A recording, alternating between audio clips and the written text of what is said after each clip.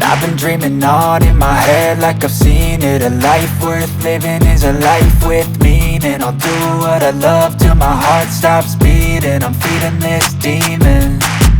Got a taste, can't erase bitterness in my face. Work a job every day till your dreams fade away. Like a card, never change, play the game that we say.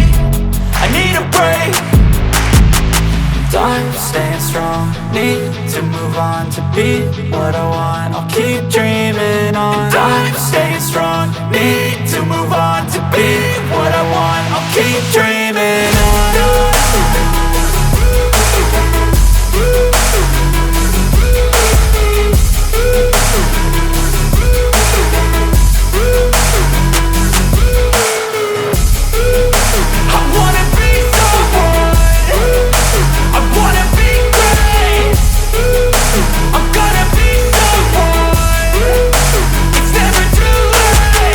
Game face on when I chase like that. Yeah, I play so strong with a knife in the back. I'ma swing home run like a baseball bat. Gonna see me rise, you can hate on that. I don't play both sides, doing me no cap. I'ma ride or die for my dreams on tap. I'ma fly real high, you ain't see me slack. No, it's not how you fall, it's how you get right back up. That's how you get tough. Calluses on my hands so rough, yeah, I call your bluff. I'm not the one, mess with me and come out with none. Cause I'm so done, you had your fun. And now you're gonna face down the barrel of the gun. Cause I got a full clip with your name on it. But I'ma let you slide cause you ain't worth it.